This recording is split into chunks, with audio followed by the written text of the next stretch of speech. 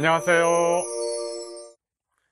장창호 삼국유사, 오늘은 가락국기 세 번째 시간, 김수로 왕과 허황옥 왕비의 만남과 혼인에 대해서 말씀드리겠습니다.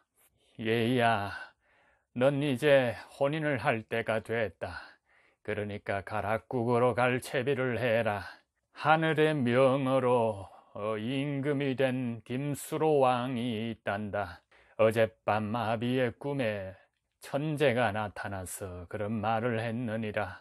그러니 넌 김수로 왕과 혼인을 해야 한다. 인도의 아유타국의 임금 미 공주를 가락국의 김수로 왕과 혼인을 해야 한다는 현몽을 이야기를 합니다. 그래서 아유타국의 공주인 허황옥이 나중에 김의 허씨가 됐기 때문에 허황옥이라고 합니다. 공주의 이름은 전해지지는 않고 있습니다. 신하들과 노비들과 많은 예물을 실어서 아유타국에서 출발해서 드디어 진해 지역의 망산도까지 오게 됩니다. 물론 오다가 백길에 뒤집어져서 실패를 하고 파사석탑으로 남아있는 그 돌, 우리나라에는 없는 돌에 성분이 나타났기 때문에 지금의 인도 지방에서 온 거라고 증명이 되고 있습니다. 지금도 허황옥 왕비릉 앞에 이 파사석탑이 보존되어 있습니다. 배가 뒤집어지기에 돌을 배에다가 실어서 꾹 누른 상태에서 와서 거친 풍랑에도 불구하고 가야까지 무사히 도착할 수 있다는 설이 전해지고 있습니다.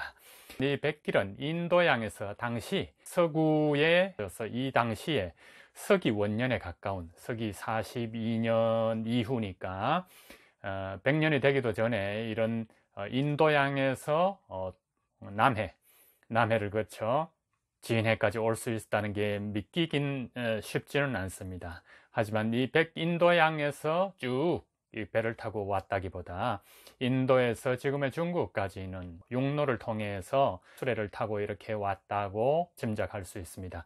그리고 중국의 동해안에서 오지 않았나 이렇게 추측해 봅니다. 자, 망산도는 지금의 견마도라는 설도 있고, 이 망산도는 마치 거북 모양으로 되어 있다. 그래서 이런 신화가 접목이 될 수 있지 않았나 생각을 해봅니다. 이때 가야에서는 바로 직전에 구관들이 모여서 오래전부터 임금 수로왕에게 의견을 올립니다. 임금이시여, 이제 왕비를 맞이할 때가 됐나이다. 홀로 영상에 앉아서 백성들을 다스리는 것도 중요하지만 권위가 있으려면 왕비를 맞으셔야 됩니다. 저희 딸들 가운데 가장 얌전한 여식으로 왕비를 맞이하십시오. 권유도 하고 온갖 말씀을 다 드립니다. 어느 날도 권유를 했으나 임금께서는 모른 척 하늘의 이야기만 합니다. 자, 나는 하늘에서 하늘의 명으로 가락국의 임금이 되었고 당연히 혼인도 하늘의 명이 있어야 한다. 그러니까 너무 서두르지 말게나. 하지만 구관들은 계속 권유를 합니다. 무릇 임금 자리라는 것은 임금께서 덕도 충만하시지만 어여쁜 왕비를 맞이하실 때 백성들이 임금을 생각하는, 임금을 우르르는 마음이 달라지옵니다. 그러니 부디 혼인하십시오. 혼인을 해서 저희들에게도 국다리 그릇에 동동주를 담궈서 이렇게 쭉 먹고 음식도 같이 나눌 수 있는 이런 시간이 되면 얼마나 좋겠습니까? 합니다. 그러자 수로왕께서 이제 그만들 하게나 오늘이 바로 그날일세, 이렇게 이야기를 합니다. 깜짝 신하들은 놀랐습니다.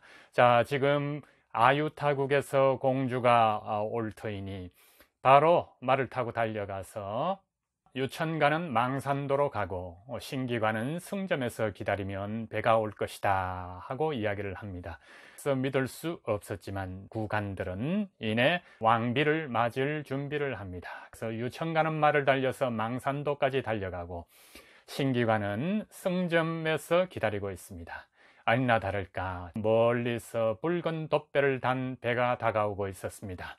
망산도에서 불을 피워서 승점까지 알립니다. 아유타국에서 공주가 오는 신호가 떨어졌습니다. 가장 나이 어린 신기관이 말을 달려서 김수로 왕 앞에 엎드립니다.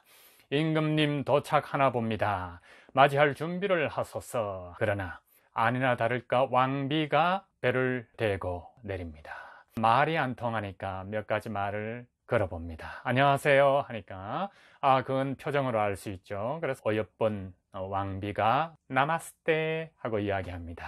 자, 뭔가 이야기를 통하는 것 같아 해서 엄마 하니까 암마, 아버지 하니까 아비치 하고 이렇게 이야기를 합니다.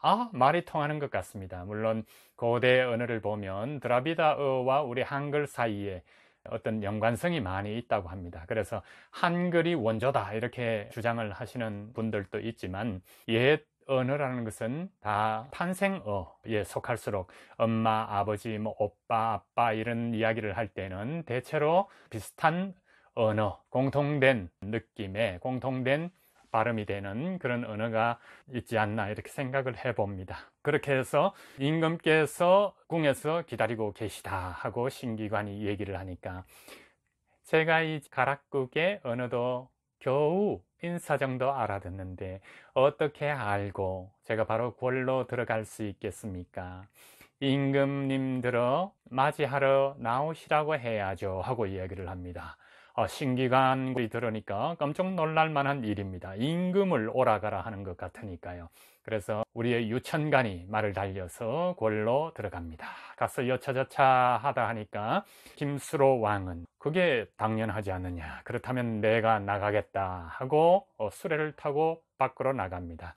그래서 대궐에서 얼마 떨어지지 않은 야트막한 구렁에다가 장막을 쳐서 야외 신혼방을 차리는 거죠. 거기서 기다립니다. 다시 말을 달려서 유천관이 공주에게 이 얘기를 하니까 공주가 고개를 끄덕이면서 가자고 합니다. 그래서 구지봉 쪽에다가 자기가 인도에서 입고 온 옷을 벗어서 패백으로 바치고 새로운 가락의 옷을 갈아입고 임금과 만나게 됩니다. 이렇게 해서 노비들과 가져온 폐물이라든가 이런 걸 온갖 것을 임시궁궐에다가 드리고 거기 각각의 방들의 노비와 여러 신하들의 방을 하고 음식도 같이 나누고 2박 1일간의 신혼 초야를 보내게 됩니다. 이렇게 해서 가락의 김수로 왕과 아유타국의 공주가 만나서 드디어 혼인을 하게 된 것입니다. 이 달콤한 밤이 끝나고 이제 대궐로 들어오려는 찰나입니다. 장창호 삼국유사에 적힌 몇 가지들을 제가 한번 읽어보겠습니다. 가야의 신하들은 장막에 호롱불을 켜고 물러갑니다. 수로왕과 허황옥은 침실에 듭니다. 그리고 훅 불어서 호롱불을 끄는 수로왕입니다. 그 후론 풀벌레들의 울음소리가 더 높아집니다. 2박 1일을 신혼 초야를 보내고 나와보니 황혼의 노을이 지고 있었습니다. 그제서야 수로왕이 허황옥에게 이야기를 건넵니다. 공주의 올해 나이는 몇이요? 하고 하니까 16이옵니다. 우리 나이로 17이나 18 정도가 되지 않을까 생각을 합니다. 봄 연못에 수양보들 가꾸려 하고 굉장히 수로왕이 흡족해하는 모양입니다. 우리 아버지의 꿈에 하늘이 가락의 왕을 보내셨다면서 저더러 부부의 인연을 맺으라고 하셨답니다. 근데 18세의 목소리를 제가 한번 내어보겠습니다. 우리 아버지의 꿈에 하늘이 가락의 왕을 보내셨다면서 저더러 부부의 인연을 맺으라고 하셨답니다. 저는 아유타국을 떠났지요. 첫 항해에서 풍랑을 만나 오던 길을 되돌아갔답니다. 이번이 두 번째, 풍랑을 헤치고 동쪽 바다까지 갔습니다. 겨우 백기를 돌려 대왕을 뵙게 되었습니다. 공주께서 제게 오실 줄 알고 그동안 배필을 두라는 신하들의 청을 따르지 않았어요. 내 눈을 보. 눈이 부셔 제대로 눈을 뜰 수가 없습니다. 어둠이 거두어 줄 거요. 이리 와요. 저기 저 불 좀. 수로왕 호롱불을 끄고 허황옥을 앉는다.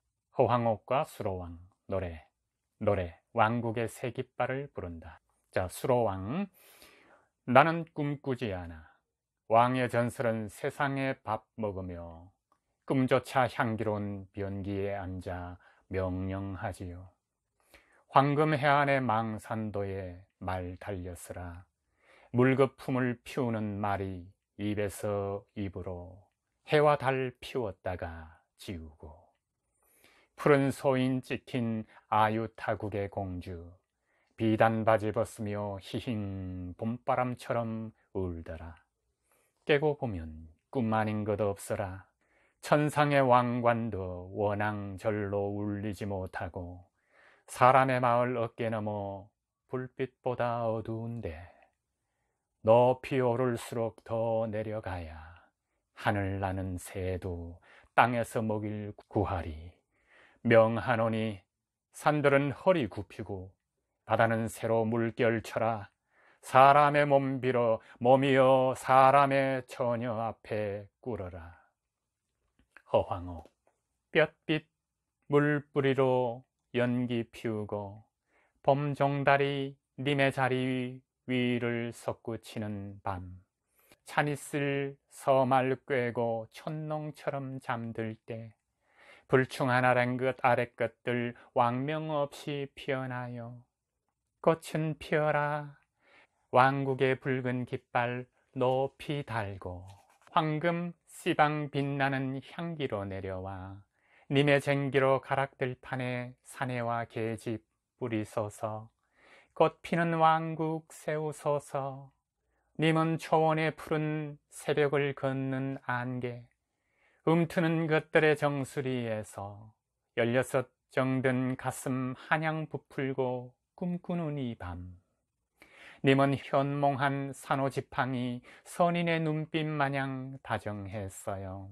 님의 바다 건너며 하얗게 피를 쏟는 안개, 그 곁에 몸소리치는 저는 당신의 가시네. 우리 사랑으로 사랑하는 눈길 이대로, 우리 사랑으로 사랑하는 마음 길이 길이. 수로왕과 허황옥 한 이불 속에 든다. 해와 달이 함께 뜨고 진다. 수로왕 잠이 든다. 허황옥 뒤채다가 잠이 든다. 꿈속에서 곰을 안는다. 이렇게 신혼여행으로 장막에서 2박 1일을 보낸 다음에 하루 낮을 더 보냅니다. 수로왕이 이야기를 합니다. 왕비가 타고 온 배를 돌려보낼 때가 됐다. 가야신하, 인부를 시켜 짐을 배에 싣고 있습니다. 뱃사공 15명에게 각각 쌀 6배설은 아유타국으로 보내라. 뭘 그렇게 많이? 당신이 가져온 자파와 보석은 내 거니까 서로 비슷하지 않소? 얘들아, 궁궐로 돌아가자. 수로왕과 허황옥 마차에 탄다. 이랴! 가야 신하들 말을 몬다. 허황옥 벌판을 내다보며 헛수아비처럼 팔을 벌리고 바람을 맞이한다. 바람이 따뜻해요. 이건 무슨 냄새죠?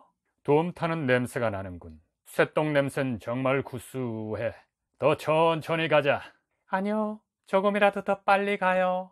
마른 쇠똥에 불 붙듯이 달려라.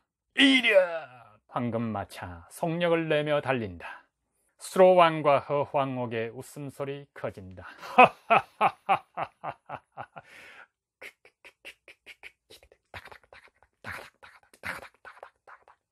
삼국유사에 기록된 이 김수로왕과 허황옥 공주 간의 만남 이야기는 너무도 상세하게, 어쩌면 과학적인 근거도 갖고 있고 해서 이 설화를 실제에 기반을 하지 않았나 이렇게 확신을 해봅니다.